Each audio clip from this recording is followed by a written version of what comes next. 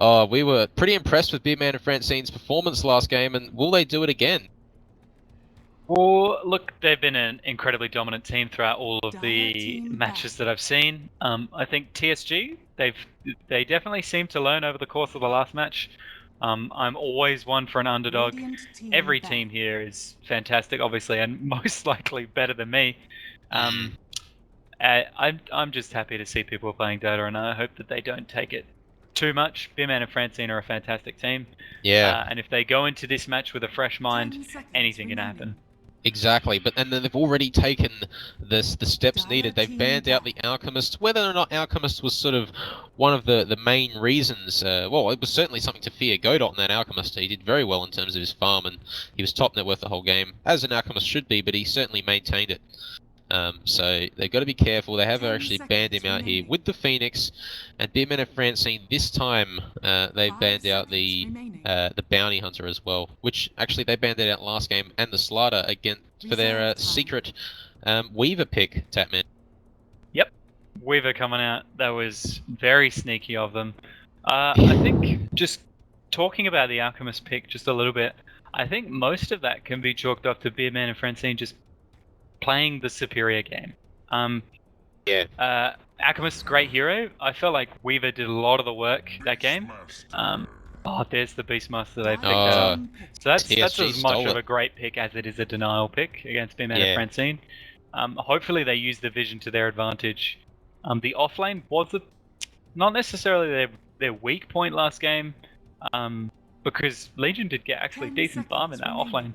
They just need to make sure that they take care of that carry, because they can't let it get to the ridiculous heights that they did last game in such a short amount of time. Yeah, I mean, we actually saw Beardman and Francine sort of ignoring the Juggernaut as well, and he got that 11-minute Battle Fury.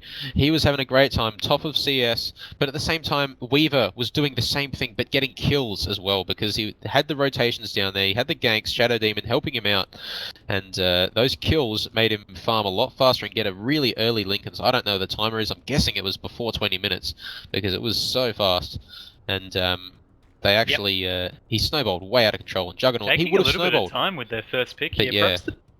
See, I was about to say that perhaps the Beastmaster pick took them off guard, but it really shouldn't. Beastmaster is a very popular pick, and Beardman and Francine almost constantly pick it up, so there's the Darkseer. We haven't seen much of Darkseer, actually. No. I was sort of expecting a Night Stalker pick straight there for Beardman and Francine. I mean, they could still do it, depending on who plays it. You never know. We could even see the Jungle Brewmaster here for Godot. You just never know what you're going to see for Beardman and Francine. But like you said, they are taking their time, aren't they? I even think we might see this Darkseer against Beastmaster. Beastmaster saw a slight nerf, I think, in 6.87D that nerfed his board damage. Or was that earlier? That was 6.87D, and the boar done like a slows through spell immunity. Yeah, and there was like mana increases and things like that. But that boar damage, Beastmaster can't last hit against Iron Show. He's going to lose too much health. I think if you match up the Darkseer against Beastmaster, that's a great lane, especially since, I mean, Beastmaster he might get a couple of last hits from the boar. He might go in to get a couple of last hits and just lose health like Trader. I think both of those heroes do decently well at lane, and Witch Doctor again. Witch Doctor, pretty stock standard. Exactly. We're actually going to be seeing Fish Symbol playing the Witch Doctor this game. He played very well on the Rubik last game, and he did very well on the Rubik. He had that Blink Dagger real nice and quick, and he was doing all the right stuff. Omni Slash, I think, twice. Yeah. It's interesting because looking back on that game, it's hard to feel the impact of the other heroes besides the Weaver and the Alchemist. But what we didn't talk about was an MVP for last game. Oh, we didn't. Look, the amount of pickoffs that Rubik had, I think he had 6 kills and 10 assists. So a lot of the kills that he helped out in would have probably been part of Weaver or Alchemist as well, helping him snowball even further, especially when you still Omni Slash and use it to effectiveness, which he did. And I don't know if I can I'll have to do an overall MVP at the end of both games, Tatman. Because it could even be Fish Symbol, we'll have to see. And TSG picking up Disruptor. Fish Symbol, you can see here in the lobby his name's Fish Symbol, but when we get into the game, he's got is some other name. I'm not sure, but we are keen to see Fish Symbol play. And Disruptor being not a bad pick against Starkseer, actually. I love sort of glimpsing him back. I think he's just an exciting hero to watch. Real quick, my MVP for last game was nice on the Tidehunter. Alright, Disruptor I like as a hero. He's absolutely fantastic against Initiators, because you just glimpse them back. He's phenomenal for pushing towers, because you glimpse TVs back to the base. Yeah. He's great for team fights with the Static Storm. I think he's a very entertaining hero to watch, mainly because of glimpse. A great Disruptor is very interesting to watch, and it's always interesting to see how they play it, because some Disruptors, most Disruptors favor the glimpse, but who they prioritize in placing the kinetic field on, and I think he's a great tool against those popular cores like Sven, Chaos Knight, and the other ones that I can't think of right now because I'm blanking. Anti-Mage. Slug, I wish we could see Anti-Mage. Let's see Anti-Mage this match. Do it for me, please. Beardman and Francine might consider it, but if you look here, Darkseer, he can surge away, but Disruptor doesn't worry about that. He just glimpses you straight back into a kinetic field. You can't do anything about it. I mean, Vacuum, it's not going to help you out. Iron Shell's not going to help you out. Replica, so he's just going to get caught out. He might get caught out in sort of, when you get sort of level 2 and 3 glimpse. The range is quite big. It scales very well, and also that's great pick-up potential. For interrupting Death Ward. Oh yeah, exactly. Huge, absolutely huge. Because of the range, there's no safe place for Witch Doctor, and it doesn't even matter. As long as you have vision, it can be interrupted. Static Storm, you don't even have to use Static Storm to interrupt that. You can save that for some of the other heroes. I think Disruptor, fairly versatile support. He's got nice range, he has decent attack damage to harass. Thunder Strike's pretty decent for harassing in lane. And it does have a little bit more punch than an Ancient Apparition in lane, which I like. Last time we saw they didn't have enough of that harass to push the Tide out of lane as much as they would like to. They did harass him a little bit, not as much as would have been optimal. So Disruptor, I think he's a decent pick, and I can't wait to see him played. Exactly. No, I definitely agree, and like you said, with cancelling Witch Doctor, even if Glimpse is on cooldown, he could just use Static Storm, and the cast point is so low, it's so hard to dodge something like a Static Storm, and especially when Witch Doctor, not sort of a hero you want to be going on for your 4-staffs and things like that, so definitely sort of like a Glimmer Cape game, potentially, for Beardman and Friends in here, or a Pipe at least. Something to deal with this damage, which will be stopping his ultimate from going up, unless he has BKB, which I really doubt he'll go for the BKB. It's not something you want to be getting on Witch Doctor. No, it definitely isn't. He could go for a Glimmer Cape, just to avoid the glimpse. But oftentimes we'll just see them try and go for that Ags, that all-important Ags on Witch Doctor, which contributes to his team fight. A hero that we haven't seen yet is the Doom, which has seen a lot of popularity in the tournament recently, and Mirana as well. Mirana's making a return to the pro scene with Scepter as well. The Aghanim Scepter being introduced, which I actually thought was going to be a little bit garbage, but it's turned out to be incredibly effective. You do say that about a lot of things, Tapman. A lot of things are garbage. It is one of your favourite words, but that's not a bad thing, because a lot of the time you're correct, but we are seeing a lot of Mirana. Diddy Ra being a very, very good Mirana player as well. Unfortunately, Diddy Ra's not with us tonight. However, a bit of a surprise that Diddy Ra isn't here with us tonight. Usually comes along to the Cyber Gamer Pro League. Usually he sticks around every now and again, but if Lord Boons goes to that safe lane again, typically playing sort of a hero that works in the offlane as well, Mirana, not really that different to the Weaver in terms of sort of, your traditional roles, like you said. Traditionally, Mirana is okay in the offlane. It's played a lot in the pub games in the offlane, but I think this could be a Lord Boons Mirana, and Lifestealer is the carry to sort of match that. What do you think about an interaction between Lifestealer and Mirana here, in terms of who comes out on top? Well, it depends. I think Lifestealer with a Disruptor, Mirana can't do much there. I think we might even see Mirana roam a little bit. I would love to see the Darkseer. Oh, Shadow Fiend! Wow, that's different. I kind of like it, actually. I don't know if I like it just yet. I'll wait to see what the rest of the picks are. Shadow Fiend, he's sort of fallen out of the meta when the magic resist stacks were introduced. Because you just can't take them as quickly. One of the reasons Shadow Fiend was always popular is he's a great lane dominator, just like similar to Razor. He's got great nukes and great auto attack damage, can push the enemy out of the lane. He farms the lane very efficiently. You don't have to rely on last hits because he's got a ridiculous amount of damage. But he also has fallbacks in stacks, and he can take them incredibly quickly. Exactly. Actually, one thing I like about the Shadow Fiend here is the amount of raw damage he's going to have early on against a Lifestealer, a very sort of low armor hero. I mean, sure, he can rage, but Shadow Rays, it's not always... I mean, as the game progresses, Shadow Rays sort of becomes a little bit less noticeable, especially in the early game when it's 75 mana per Shadow Rays, which was, I think it's actually more than that. I think it's 90 now. It used to be 75. One of the other reasons why Shadow Fiend sort of struggles a little bit in terms of bursting people down and stacks. But the raw damage from Shadow Fiend is going to do quite well against the low armor and Lifestealer. But Queen of Pain, Tapman, how's Queen of Pain going to sort of survive in lane against Shadow Fiend? Probably not too bad, to be honest, for Queen of Pain. Queen of Pain has 600 attack range. I think Shadow Fiend has 500.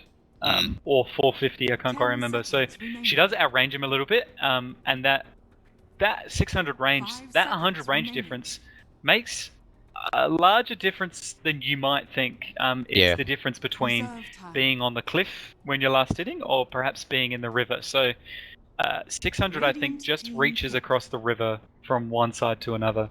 I think Queen of Pain, she's very comfortable. She can blink out from any prospective ganks. As long as she doesn't get arrowed, she shouldn't die.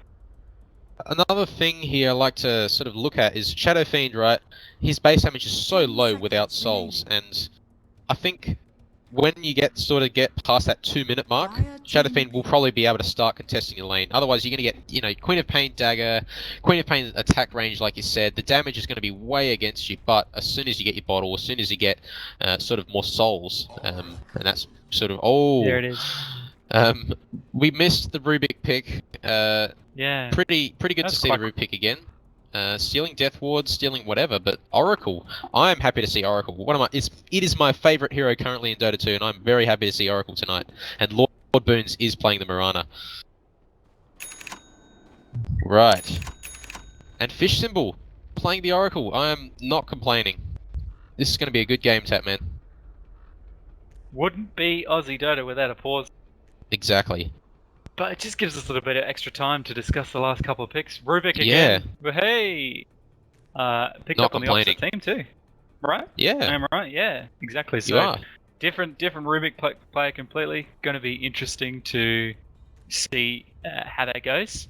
I would think that Darkseer is going to go up against the Beastmaster here, just to zone him out. I think the Beastmaster nerf to his boar attack damage is quite substantial, and it means that he can't get as many last hits with his boar. I think Mirana pairing up against potentially the Nike safe lane is decent, depending on where they go. So I think we'll see Mirana off lane. It's difficult to say. Shadow Fiend probably going to fulfill that one position, but obviously they can switch it up. Darkseer obviously very often played in the offlane. It's where he's most comfortable because he can just push out the lane and forget about it, and even he can farm the lane as well as go and farm a camp, so he's very efficient in his farming strategies. Exactly. It'll be really interesting to see where they put it, because I think you can send Darkseer in the safe lane or the offlane. Yeah, and even without an Iron Talon, he farms pretty well in the jungle, especially when you have something, in this case, you can have this camp here, or this camp here, or this camp here to sort of go to. Really nice there. Look at all these TPs already. TP here from Oracle, he's going to sort of, by the looks of it, probably ward somewhere around here. Good luck. Have Pepperoni Lord in the Boon's chat. Up to his old and yeah, okay, so Darkseer's come straight to the bot lane. Not surprising. He's just going to contest that Lifestealer, which is smart in and of itself. Lifestealer somewhat has the tools to deal with it, especially if he jungles this camp right here with an Iron Talon. He can get his health up back extremely quickly with open wounds into Iron Talon, so the Iron Shell starts becoming a lot less intimidating when you can heal up back to full on any camp. Yeah, that's a nice little interaction that you've mentioned a few times, Tapman. When the Iron Talon first came out, the amount of healing you can get from open wounds, because it's a percentage of max health, is insane, isn't it? It made Lifestealer, one of the reasons I enjoy Lifestealer as pick, because he can transition into the jungle from level 1. You get an Iron Talon and he jungles very fast. He's got magic immunity, he's quite versatile.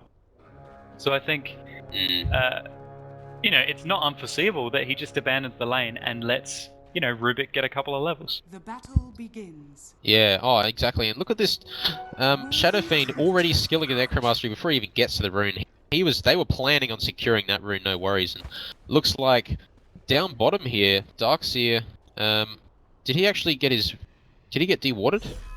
No, it's what happened? There's a sentry, oh no. Right, there's a sentry from Darkseer, yeah. So potentially trying to spot out any wards. That just gives him a little bit more room to move in this offlane camp, so he's just not going to get caught. They know, like, so they don't know where he's hiding, basically. Offlane sometimes ends up with a lot of hiding in the lane. It's sort of, in terms of mid right now, we actually are, hang on. Yeah, in mid lane, this was actually level 1 Fate's Edict from Oracle. Not something you really ever want to be leveling up on Oracle. Level 1, you kind of don't have any way of sort of catching anyone out or any disables or anything. But he did actually just use it on Queen of Pain to deny one last hit there for Queen of Pain, so he couldn't attack. And that was a nice little trick there. And already, Beastmaster heading straight to the jungle. He's had enough already. Yeah, it's interesting. I mean, they do have the Witch Doctor. The Witch Doctor has a nice base. Mirana, not so much at 44. No. But he's just given up on that lane preemptively. He's realised that he's just going to get harassed out, and he has placed somewhat aggressive. Yeah. We've seen that. He didn't necessarily need to place that ward there. He could have blocked the camp or something like that. But it does say to me that he's looking to go back into that lane and not abandon it completely. No, of course not. It looks like he wasn't really harassed too much. I mean, he still has over half HP. I don't think he's used any tangos yet. He might have used one or two. Look at mid lane CS. Quack already having a rough time against the Shadow Fiends. Wow, I was kind of expecting it to be the other way around, but I guess maybe from the pressure of Oracle hanging around before? Well, interestingly enough, Queen of Pain hasn't leveled the dagger at all. Oftentimes you see, in problematic matchups, they even go 2 levels in the dagger just to harass them out. I think she may have just not bothered with that because they have the Oracle to heal him up a little bit. He's going to have a salve, he's got 2 tangos, and then he's eventually going to have a bottle. Well, yeah. Yeah, it is interesting. You don't often see them go without a point in dagger, especially just to control the mid. I mean, if Rubik and Disruptor came along, they don't have a slow for him. I mean, they've got Glimpse and Lift, but there's a chance he can walk away from that. Well, I guess one of the reasons, I can kind of see what, like you said, how the Oracle can sort of healing up, but Oracle can purge it straight away with Fortune's End, and the dagger buff is instantly debuffed. He just punished that Beastmaster very much so. He's going to steal the biggest creep, he's going to steal the large troll. That's great for the Oracle. Just a little bit of extra experience. And denying it to the Beastmaster is probably the more important aspect. He got level 2 out of it too. He hasn't skilled anything with level 2, but at the same time, Darkseer was forced back to lane by the neutral creeps. He's gone to the jungle instantly as well. Lifestealer, probably... I mean, we expected something... Like we said this before, you need a carry which sort of can survive in the lane against something like a Darkseer. Like you said, he just pushes it out, he doesn't care. But Lifestealer, I mean... I don't know how Lifestealer sort of survives in the lane against Darkseer. When you have something like a Disruptor sort of hanging around, I guess it's not too bad, but they've actually gone mid here. They've used the lift on Godot. He's going to get disabled here. They've used the Thunderstrike as well. Do they have Kinetic Field? It looks like he hasn't skilled it. He goes for the Glimpse instead. They don't need it. And they go for a nice Fate's Edict. It doesn't save him though. And Oracle in a bit of danger. He's not very... He's pretty close. Pretty squishy, and they do not have the damage, I don't think, to chase him down. Queen of Pain does actually blink forward though. Nice pick off. Taking down Oracle. She almost, Shadow Fiend almost got away there. I mean, well, not really, but I feel like he could have almost walked away. They have no slows. She missed the scream. They've got no dagger. She's leveled up the blink instead, which I understand, but level 1 of dagger, there's a lot of utility there. You should just at least pick up that value point. Potentially, but that was a great pick up.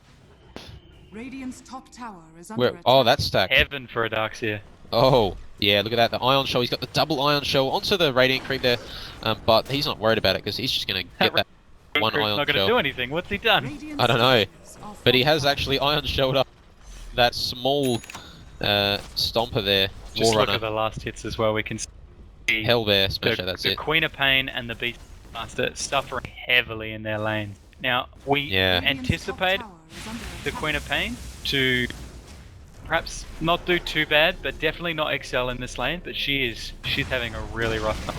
And even more problematic, the Beast, they're going to go for Mirana here. They've got Glimpse here as well, they do use it, but it doesn't really get very far. Oh, they didn't save it until after leap. Premature. And that's Mirana escaping with the salve. This could go back the other way, they get the 38 gold for the boar. That's a great trade for Mirana here. They do get the rotation from Oracle, but they do get the tower, yeah. Wow. I think they've managed to bully out this Beastmaster from a lane who's quite often he's a strong laner. He's got the boar, he's got a big attack damage, he's got nice attack speed, but they've bullied him out of the lane with not using many resources. You know, they've just left the Witch Doctor there. Oracle has been roaming a bit. We can see he's triple stacked that camp. But hang on. Look at this. 5 stacks up. He's in trouble. That level 2 screen doing it, level 3 screen actually doing a little bit of damage, but look at this Queen Pain, doesn't have blink for another few seconds here, and she goes down using Scream right in there, but oh no, that is interrupted you there, but talismans and not a wand, which I find Fish Symbol actually getting the last hit, but I mean, you were just talking about something. With a shadow, to be fair. Yeah. Oh yeah, exactly. Oracle nearly denied that rune there. Just going back to the stacks that Oracle's got. One triple stack, another triple stack, a double, and a double. That's what they've been able to get out of only using the Witch Doctor to punish this Beastmaster. They've used one support to zone him out, and Oracle has been having the time of his life stacking every single camp he possibly can for that Shadow Fiend. And I think they've been almost a little bit unlucky with 2 of the Centaurs and Hellbear as well in the off corner, as well as some Mud Golems, but overall not too bad in terms of the magic resist, so Shadow Fiend should be able to clean these up very quickly. Yeah, I guess the only sort of negative side for Beardman and Francine is Oracle's still level 2, but again, he has made so much in terms of stacks, he can get those levels just by being at the stack. Like, if they farm the stacks, he can just sit there, but look at this, Lifestealer can't go on Dark because of Ion Shell damage. He actually pops one of his Fairy Fires. There. Yeah, he can't. Interesting play, but I can see why he did it. And Darkseer, potentially, I mean, he's got Surge, but he won't go aggressive because he will get glimpsed anyway, I think. Yeah, exactly.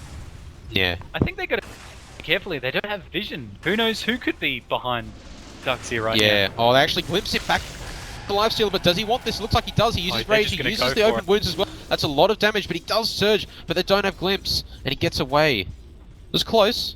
Oh, do have a rotation from Rubik, actually. Great rotation. They get him with the lift. They need a few more hits here, and the camera is going crazy, but they do get the last hit. That's a nice little pick-off, actually. Yeah, very important for them. Let's just look at the Fire Rig.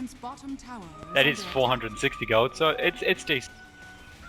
Darkseer, obviously a high-value target, just due to his how he can dominate that lane, get a lot of last hits for free, basically. But the problem is, I mean, Beardman and Francine, the net worth on Mirana is so high now, they haven't had any way of dealing with Mirana, and she's already got her Aquila, she's already got the phase boots and everything, so she'll be looking towards potentially... possibly the most weakest aspect of the hero. Yeah. And she's gotten away with it completely.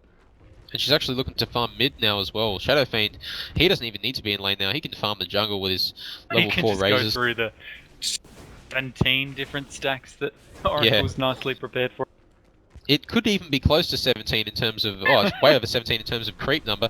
But down bottom here, this is some aggressive play from Nice here, who was your MVP last game. Actually, I think I know why he was your MVP, because of that way he was sort of saving the Ravage, I think. Yeah. The Ravages, a lot, great discipline coming out, just where he uses Ravages, and he's really showing his fantastic Darkseer player in this offlane. He's getting a lot out of this. And, you're right. And maybe he did get ganked earlier, but that's not his fault. And he's actually sort of doing really well here. I mean, if you look at... No, net worth, he is third highest, like he should be in terms of, you know, your position 1, 2, 3. But he's well ahead of Beastmaster. He's won his lane in terms of 600 gold, the advantage against Beastmaster. But look at Oracle, he's all by himself. Fish symbol, he could get caught out here. Do they have lift? They do. They use the lift. Beastmaster, has he got Roar? He doesn't need it. They don't need that. They use Fate's Edicts, but it's not going to protect you against physical damage from the Beastmaster. They're going to grab a T1 here, but it looks like they might be pushing the T1 bot on the side of Beardman anyway. If I was Lifestealer, I wouldn't want to stick in this lane. He's got a Midas, which is an interesting pickup because I'd be very afraid that they're going to dominate you early game. It's not about keeping up with farm. I'm actually sort of skeptical here. Tatman, what do you think of Lifestealer's skill build? He's actually gone 3 points in Feast, 1 point in Open Wounds. I think that's for the sustain, to be honest. He's got those extra points in Feast just so he can survive in lane, maybe go to a creep camp and hopefully heal up. I'm a big fan of 414. The extra range on Open Wounds is Disruptor! Picking him off with the last hit and a tower as well. We might even see Rubik go down. Rubik. Yeah. This base damage from Run is actually no joke, hitting pretty hard there with the phase boots and Aquila. There's a battle mid as well. I'm actually really confused about Oracle's skill build here. He actually, at level 3 he didn't even have Fortune's End. He had 2 points in Purifying Flames and 1 in Fate's Edict, and he's just skilled the Fortune's End. Interesting, very interesting. Yeah, well, way Fate's to build Edict him. just giving that magic resistance. Did it used to amplify physical damage? It did, yeah, a long time ago. Long time ago. I don't know why I still thought it did that. But just making sure, like, disarming a Lifestealer is huge. Yeah, it very is. important skill. But yeah, it is interesting that you bring that up. Fortune's End, absolutely a fantastic skill for keeping them in place. Interesting that he didn't level it up until this point. I mean, it's potentially because they have the stun from Witch Doctor, they have the arrow from Rana. Maybe he thought, because he wasn't really ganking, was he? I guess he was ganking a bit. He was sort of roaming around making stacks. Maybe he thought, maybe I don't need it. He was roaming, but he wasn't ganking. He was like, securing lanes. Yeah. Maybe he thought he didn't need it. But I guess he didn't really skill it because he didn't need to use it, I guess. But it looks like they don't have anything to catch out Queen of Pain here, but I've never seen this hero sort of progress in terms of that sort of item build, and I guess it's I'm pretty happy I saw it though, because it kind of I guess you can sort of build the hero like you should anyway in terms of the situation that you're in, but especially with Oracle, something you'd never really consider is avoiding it. Yeah, exactly. I was about to say they might be looking up to gear bot tower, but looks like they might be going for a smoke. Yeah, they are. Look at this, but the only person they're going to find is Lifestealer, but he is already hugging that tower. He knows something's up. They don't have vision, but if I don't they know get if an he needs arrow, it. he's as good as dead. Yeah. Otherwise, he's not dead. Like, it's that simple. Get an arrow, he dies. Don't get an arrow, he lives. I mean, they have the ward. They know Lifestealer's at the tower here. Is he going to... Oh, the arrow is not on target. It was so close, but it looks like they might even go for him anyway. He has Rage available. He hasn't used it now. He does use it. He does get the TP. And he is going to get away there. That's a nice little Rage. Yeah, it's very important that he does that as soon as possible, just in case he gets caught out by anything else. Not that he could have, but yeah. They have Fortify for bottom tower. They do use it. I was beginning to think maybe they'd forgotten, but they do use it. They're a great little Fortify.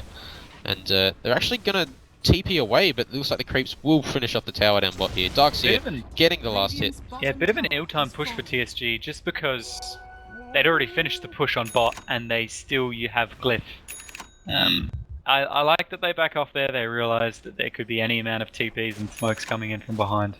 Smart play, not being too aggressive like they have done in the previous game. No, exactly. Look at Shadowfiend picking up the Dragon Lance, Tatman. Pretty early on as well. What do you think of that? It's interesting. I guess it's not too bad. You can sort of just consider just trying to be kited perhaps a little bit less. Also, Kinetic Field's going to be keeping him hemmed in a lot, so that a little bit of extra range does a lot. But mainly 15 agility and 15 strength goes a long way. Yeah. It's pretty good. And that's all I could say about it, really. The buff, the extra strength and agility, instead, it used to give... What did it give? 10 attack speed, 10 damage, and 10 strength, right? That's what it used to give? I think that's what it used to give. I think it's a fantastic buff. And you can see it on heroes that benefit really well from those stats. And it gives him both armor and health. I think it's a decent pickup. And we see a lot on ranged heroes that just want to be kited a little bit less. Especially when you're up against something, like you said, the kinetic field from Disruptor, but also the Lifestealer. You know, you don't want to be anywhere near that Lifestealer. You just want to be sitting back as far as possible. I mean, you can just imagine he gets sort of arrowed by Mirana, or he gets sort of stunned by Witch Doctor, and Lifestealer, he's, you know, as soon as he's not stunned, he's going to rage, but you know, that doesn't matter because you got Dragon Lance, you're a million miles away, you're right-clicking with a huge amount of damage because you're Shadow Fiend, and that's just gonna, that's a really smart pickup, I think, really. Yeah, it is a good pickup. Yeah. It's interesting to see that he doesn't go, I was about to say Blink, but then I realized they have fantastic counter initiation. Yeah. Yeah, Blink obviously probably not one of the best BKB classic pickup on Shadow Fiend. Even the Shadow Blade we've seen a little bit more recently. Just due to how people are playing, the buff to Silver Edge is actually quite nice with spreading the stats a little bit more evenly. Especially against Lifestealer. Yeah. Just any sort of armor that you can get against Lifestealer is great. The health may not be as functioning, but armor is fantastic. And not only that, but Lifestealer, he won't have Feast because the passive is disabled with the buff. They're going to go for something here. Silver Edge. I do like this Nike's bombs, nice little smoke. Huge, absolutely immense first damage. Don't have vision. Disruptor's going to get spotted out. They glimpse him straight back into the kinetic field and static storm. Shadow Fiend's taking so much damage, but they use everything on him. The Death Ward being the way to counter it back. Lifestealer leading the charge here. Fantastic. Out of the Queen of Pain, doing so much damage. Witch Doctor, he's taking a lot here. He actually gets surged at the last second. He's not going to die, but this is not looking good for Oracle. He gets taken down as well. And Darkseer running in, doing a lot of work. The Surge, saving Witch Doctor's life. The Arrow is on target on the Disruptor. It's not going to last for long. He's going to be quick about this. It's not going to be enough damage though. It looks like Mirana's going to have to leap away, but this is an open wounds back on to this Darkseer, who's just going to be kited a little bit here, but he's going to be fine. Lifesteal is the one getting kited now. Just going to run away, and he is going to be kited completely there. Look how low the Witch Doctor is. I swear he was going to die, but that Surge. But yeah, Lifesteal followed him for a little while, but realized he was overextending and backed off. Looking at the fire recap there, actually turns out better for Beardman and Francine just because 2 deaths to 3, better experience as well. That's huge for the Oracle. I think he was level 4 a minute or two ago, now he's level 6, so he's finally got to level 6. Did he buy a tome as well? I think he might. He did. No. I'm not sure. I wasn't, it's out of stock. Honestly wasn't paying attention to that. Fair enough. I know Witch Doctor bought a tome earlier, but I don't know if he used. Right. Okay, I'm not sure. I just think one of the things that went wrong for me that fight is they used too many resources on Shadow Fiend. They didn't need the Roar. They already had the kinetic field and the static storm down. Why do you need to roam? He's not going to go anywhere.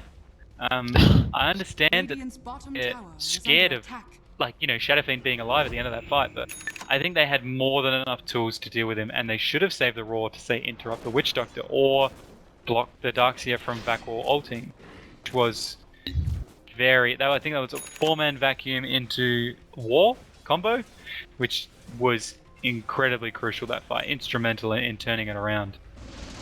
Well, I mean, I kind of like, potentially the mentality was, let's get this kill over with so we can get out of here, because they probably knew that the enemy team would be right there. Beardman and Francine right behind Shadow Fiend there, TPing in, and I think they thought maybe if we take him down, doesn't provide much to the damage. All the damage was already laid out, and Nike's actually, or Lifestealer, I shouldn't say Nike's because it might confuse people. Lifestealer, he didn't bomb until about 3 or 4 seconds into that fight, so that's 4 seconds where the nuke damage isn't going down, 4 seconds where he could be raging onto that Shadow Fiend. So they didn't. I really don't think they needed the Roar. Oh, they're going on him again. They actually brew him again, but Oracle instantly going to purge the stun off, and he's going to go aggressive. But they do silence him on Shadow Fiend. If he survives this, I'm going to be quite surprised. He does go down. No surprise there, and I think they probably can't go too much further here unless they get the ultimate hit from Witch Doctor's going to leave. They do need to. They're getting cast though. They can't leave. They're trying their best and they're taking so much damage, but the bottle charges are going to be able to sustain a little bit more. The glimpse. They really should back off right now. They've got three heroes underneath half health. They need to. I think that's what we saw last game as well. They just overstayed their welcome. They've picked off the 3rd highest core on Beardman and Francine. Be happy with it. Back off. They've got 780 gold from that one kill. And just back off, guys. TSG, you're my underdogs and I love you. Calm down. Look, we love a bit of laid-back, calm Australian Dota, and calm Australian Dota. Tatman hoping for a little bit of that. Actually, a nice pick off there in mid, and that's another pick off they got onto Godot. But look at this. This Darkseer is top net worth from that last, not that fight, but the fight before that. Oh, Disruptor! He goes down. Kill here. I saw him there before, and I was like, surely he's going to TP home, and he's still there. He's a little bit low, wasn't he, for the fight, actually? I think Lifesteal is keeping up, obviously, due to that Midas. Queen of Pain and Beastmaster, I mean, we just look at the last hits. Pretty abysmal compared, you know, 130, 123, 110 to 96, 86, 76, or now 79. They're doing decently well to catch up. And if we briefly look at the net worth, it's only a 4k gold advantage to Beardman and Francine. So TSG doing well to hold on to that net worth. Hopefully that they can show that in fights. Well, yeah, they definitely think about doing that. This Disruptor picking up an Urn as well. Nice little pick up there. And Oracle, we saw that fight. I mean, Oracle was actually the last pick of their draft, and I think against the Beastmaster, we saw it work out there for Godot. He actually purged off the Raw instantly, and as soon as that happened, Shadow Fiend was able to do a little bit of damage, but then again, the Disruptor, like you said, an excellent pick, because instantly he couldn't use his Shadow Razors because Static Storm was up. He used it straight away. It is good that he uses Static Storm to interrupt that, but it's also almost a win for Beardman and Francine, I guess, if that fight continues on. You force them to use Static Storm on what is essentially a dead hero, if you know what I'm saying. Yeah. Because they can use False Promise on the Shadow Fiend, and he can ult with impunity. They don't need to worry about him being alive after that. He's just going to throw out the ult and do a ridiculous amount of nuke damage. But it forces them to pull out the Static Storm to interrupt it. Exactly. No, that's right, and you're right. It is a nice little trade there, but it is also nice to sort of for TSG to know that they can fall back on the Static Storm, and very hopefully, much so. Exactly. Avoiding that damage is always a win for them. It depends on when the fight finishes. For example, if the fight finishes there, they get time to reset the cooldowns. Then it's a win for TSG. If the fight continues on from there and they don't have Static Storm to perhaps interrupt the Witch Doctor later on, then it becomes better for Beardman and Francine. So it all depends on how the fights progress and who ends up dominating them from start to finish. Yeah, I think the dream is they want to catch out Godot, but they want to catch out other people in the Static Storm just straight away, even after they counter the Oracle Ultimate. And yeah, you're right, that was a BKB. I was thinking maybe he might go for the Sergeant Yasha potentially, or at least a Yasha for Shadow Fiend here, but he has actually gone. Looks like he will probably build that Yasha BKB, anyway. Yeah, see, he's dismantled the Dragonlance into the Black King bar, which is what a lot of people, when Dragonlance was first introduced, they were saying that it's fantastic because it can be disassembled, and it's not actually something Dragonlance not picked up that often. I think it's interesting. Oh, look, Lifestealer, he's actually really aggressive here, but Mirana completely by herself, leaped in by herself. They're getting caught out, and this is not looking good for her, but she does go down, of course. Lifestealer taking so much, he does infest, he gets away just there, but will he take down? He does! Shadow Fiend hitting really hard here. Queen of Pain has to blink away, Disruptor by himself here. And the Fate's Edict is going to block so much magic damage here. He's going to get glimpsed back, but he's going to be okay. He's still healing up from Purifying Flames. On the Beardman and Disruptor, he's by himself. He actually gets taken down. What are they doing? That's a triple kill for Godot. Oh no! Did you what happened with Mirana there? Just completely aggressively leaps into the enemy team. She underestimated what was happening. Static Storm was beautifully placed because it zoned out the rest of the team, and she leaped straight across it. And the supports didn't want to run into the Static Storm. Nah. Phenomenal vacuum wall coming out from Nice there. Confirming I think I'm going to put him as MVP of this game as well. He's just being that playmaker. He's in that playmaker role, and he's really coming into his own there. I think he's performing very well. But I think the Queen of Pain, that fight, whiffed her ult. She hit her on the Mirana just to kill her, but she didn't get the angle quite right, and I think that might have made the difference. We saw at the end of the fight, Darkseer was on 100 health, you know, Oracle was on 100 health. You know, they were very low, and I think if the Queen of Pain ults, it deters them from going further. Yeah. And I can't. Oh no, she did ult after the wall, so it wouldn't have stopped the back wall comp. But I think they need to focus on putting their ults in the right position. Oh, they're going to go aggressive onto Shadow Fiend here, but it looks though, like that's fine. they actually used back a glimpse here. Buddy. Alright, I'm not sure what happened there. Did you see what happened? They actually open wounds Shadow Fiend and then glimpsed him anyway. That might have been a little bit of miscommunication potentially. Because even if he had done that... They're just trying to pop the BKB. And Mirana's going down. That's a lot of damage. That's Necro 3s taking down Mirana there. I think those are Necro 3s. Yeah. I mean, it's that's a great pick 666 gold from what... At the same time, though, Oracle taking so much damage, he doesn't get picked off too. He does go down. That's 2 kills. Back on the map. Double kill. That's an excellent sort of trade there. Beardman Game is getting a little bit overconfident, I think. And this is what we were talking about the other day, is that when you're in a comeback position, not only is the comeback gold huge, but those towers become like, you know, invested money. It's just money waiting to be collected. Yeah. And look at this, they're actually thinking about tier 2 as well.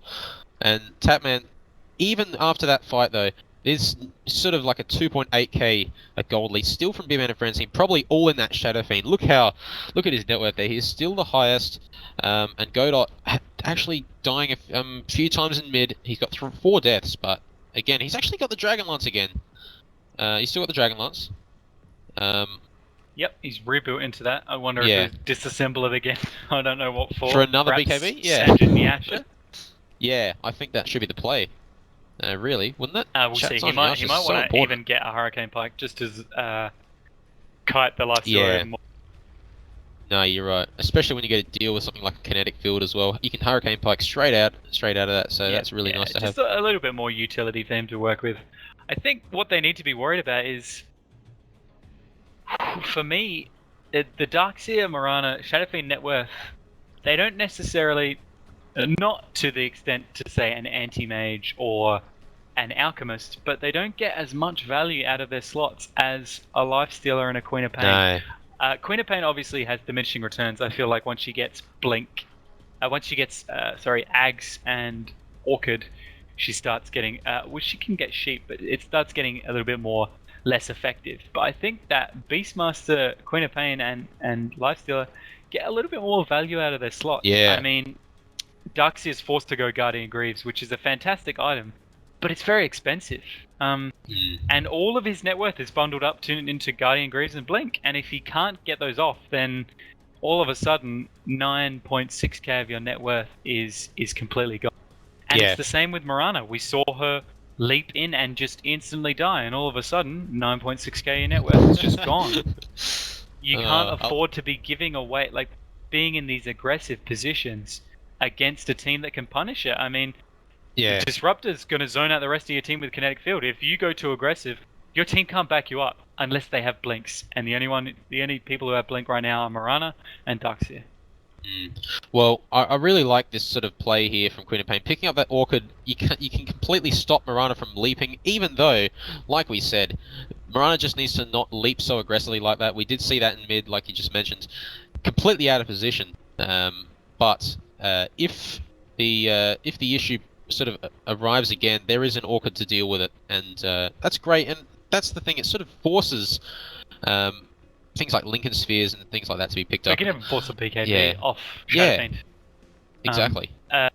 Like Mirana, if she gets Orchided, what can she do? She's loaded a lot of her 3 items right now are Burst.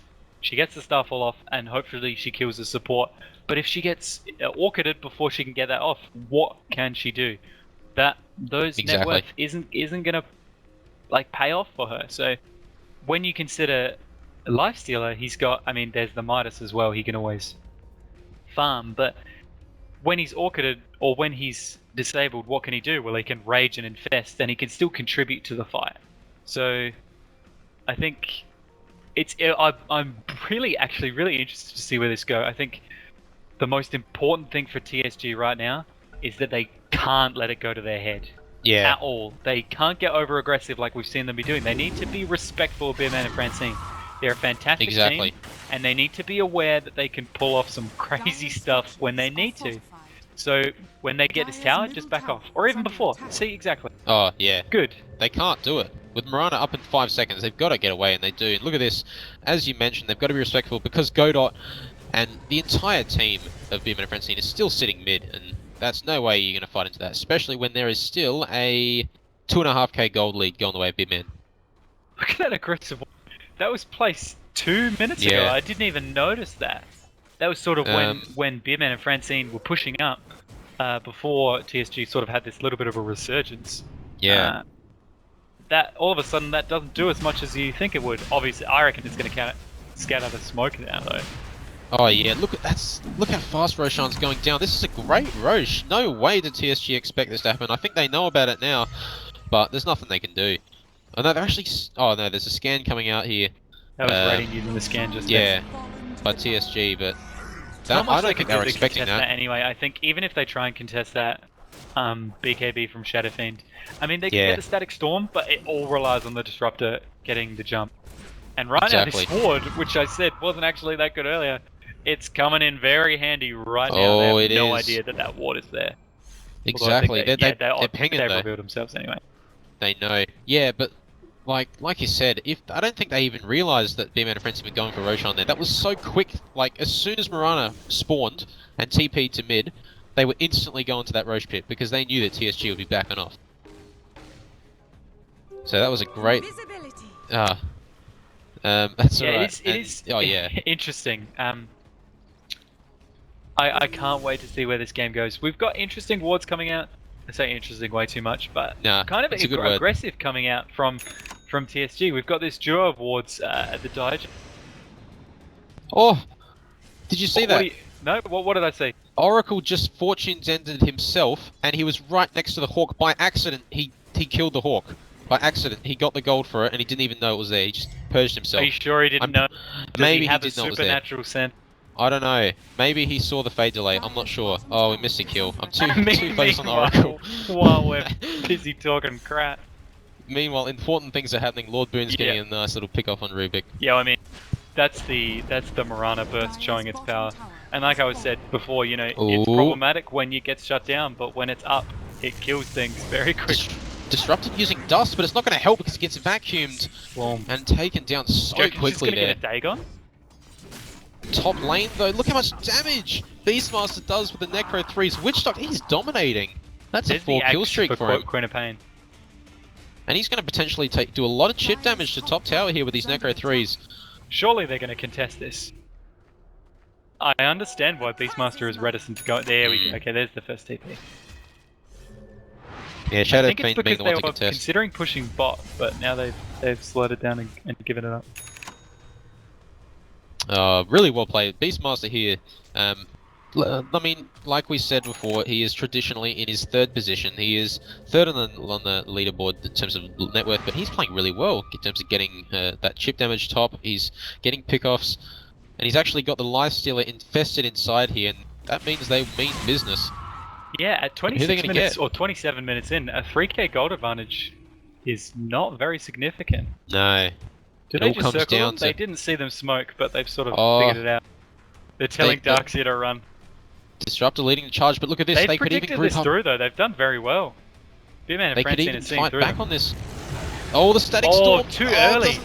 Yeah, a little bit too early. Doesn't use the kinetic field, and Mirana's going to get an arrow off into Beastmaster. He's going to go straight for Beastmaster here. The vacuum damage. No joke here. The wall as well, taking down Mirana. Not Mirana. Beastmaster rather, and Lifestealer. He's going to get focused down by the Death Ward and a little bit too the aggressive. Oracle. They got to be careful. The blink does blink away. Is that Aghanim Scepter on Queen of Pain? I hope it is. Oh, that's Disruptor glimpsing back, and that's a nice defensive one. But it actually gets him in the end. Oh no, that's 4 heroes. I was not expecting that to happen. We saw the absolute brutality of the Mirana blink. That's 600 damage across 4 heroes. That's an insane amount. Oh, look at this! Queen of Pain getting bursted down. Oh, actually I didn't. Hang on, I'm just going to look at items here. Queen of Pain has the Ags, but Shadow Fiend has an Ags of his own.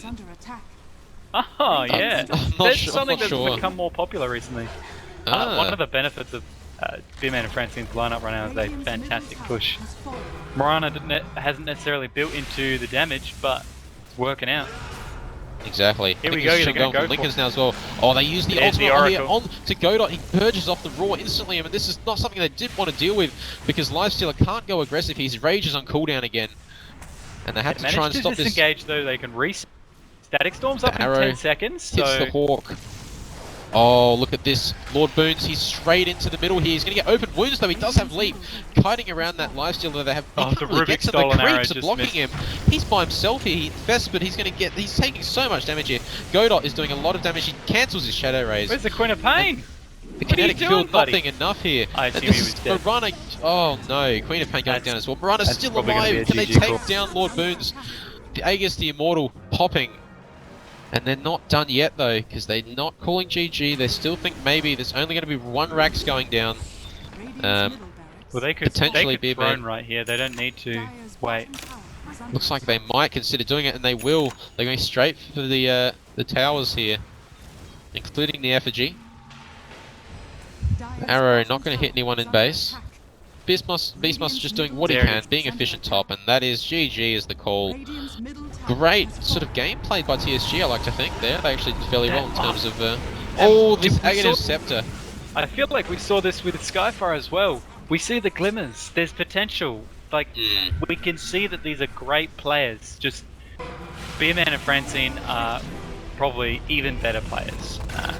And so, I think that the team can tend to get intimidated by such good players, but I think everybody who's in this league should be proud of that play. I say that every time, but I just want them to know.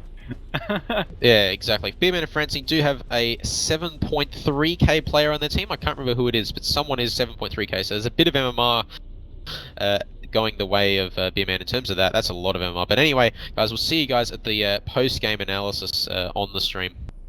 See you soon. Welcome back, guys. That's game 2 of Beardman and Francine and TSG. And we talked about this before, Tapman. We thought TSG actually played quite well, especially I like to think in game 2 they had that really nice sort of comeback they had, but Beardman and Francine managing to sort of win those fights in the later stages. Yeah, and we saw this with Skyfire last week, and we briefly touched on it at the end of the game, but these teams, all these teams are great, and but Beardman and Francine are an incredible team. They're really hard to go up against. I think they're one of the top 3, I would say. At very least top 3. And I think it's just a hard team to go up against. I think SG, we saw that they have, there is that potential, you know, that we can see through their play that they have the potential. They've got the team play in some of their team fights, probably about half of them.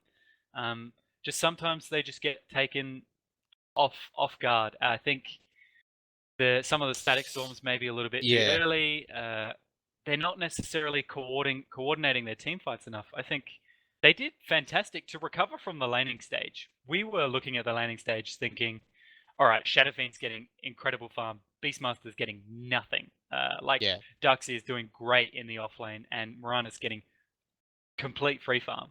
I think they did crazy to pull it back to 3k net worth 27 minutes in. 3k net worth advantage is phenomenal, but obviously, or ultimately rather, they just lose out in the team fights. And I think if I was them, I'd just focus on coordinating their team fights a little bit better, angling up the ultimates, making sure that everybody's in sync with what the other members of the team are doing.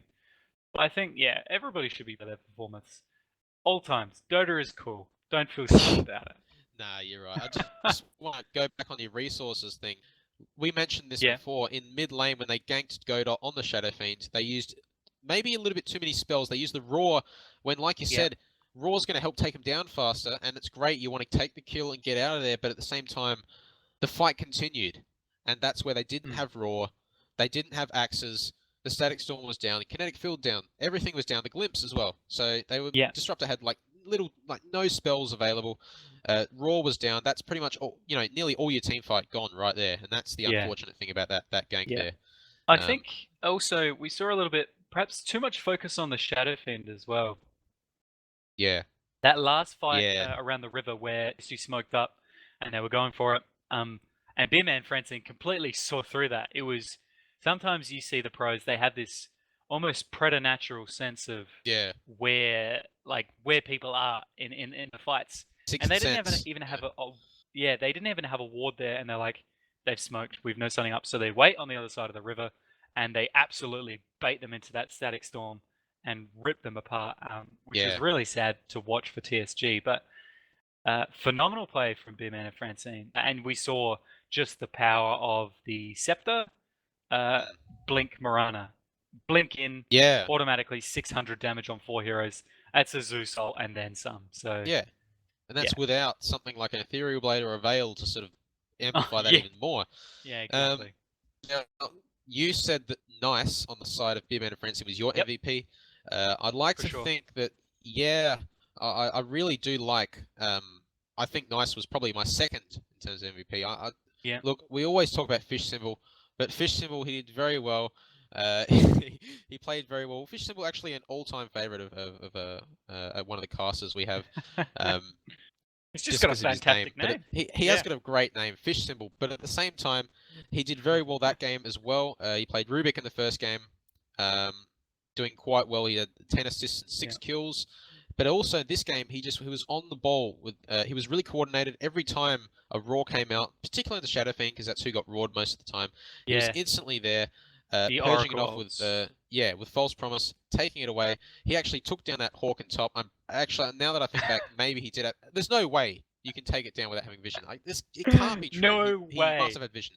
It must have been phase delay on my screen or something. Took it down. Even if he didn't have vision there, that's play of the game right there. Play of the year. Play of the year. That's Australian Dota play right there. Cybergamer Pro League, that would be play of the league right there. Play of the league.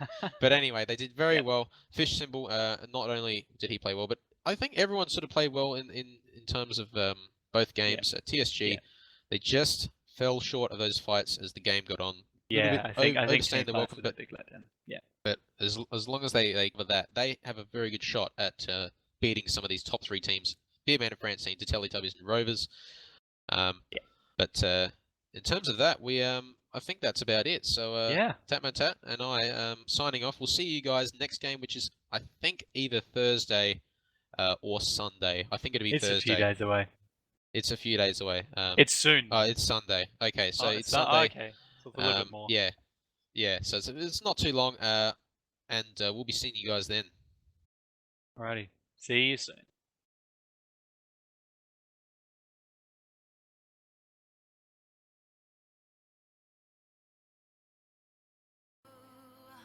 To protect our king.